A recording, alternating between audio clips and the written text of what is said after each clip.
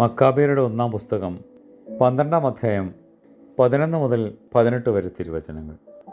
ബറക്കുമോർ. എന്തെന്നാൽ വളരെ കാലമായി ഞങ്ങളുടെ അടുക്കൽ നിങ്ങൾ ആരെയെങ്കിലും അയച്ചിട്ട്, ഞങ്ങളോ സദാ ഒരുവൻ തൻ്റെ സഹോദരനെ സ്മരിക്കേണ്ടത് ആവശ്യവും യുക്തവുമാകയാൽ മുടങ്ങാതെ പെരുന്നാളുകളിലും പ്രത്യേക ദിവസങ്ങളിലും ഞങ്ങൾ അർപ്പിക്കുന്ന എല്ലാ കാഴ്ചകളിലും പ്രാർത്ഥനകളിലും നിങ്ങളെ ഞങ്ങൾ സ്മരിക്കുന്നുണ്ട്. നിങ്ങളുടെ പുകഴ്ചയിലും ഞങ്ങളേറെ സന്തോഷിക്കുന്നു.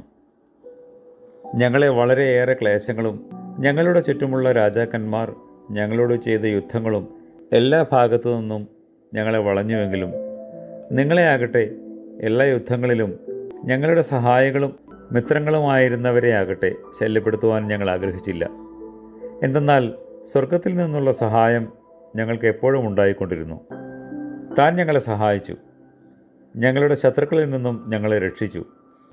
അവരെ ഞങ്ങളുടെ മുമ്പിൽ നിലം പരിശാക്കി.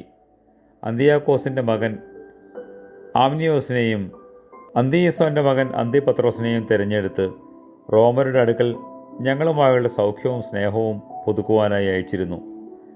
അവരോട്, നിങ്ങളുടെ അടുക്കലും അവർ വന്ന് നിങ്ങൾക്ക് സമാധാനം ആശംസിച്ച് നിങ്ങളുടെ അടുത്ത് ഞങ്ങളുടെ സഹോദര്യം നവീകരിക്കണമെന്നും ഞങ്ങൾ നിർദ്ദേശിച്ചിരിക്കുകയാണ്. ഇപ്പോൾ നിങ്ങൾ ഇതുപോലെ ഞങ്ങൾക്കും എഴുതുമെങ്കിൽ നിങ്ങൾ നന്നായി പ്രവർത്തിക്കും.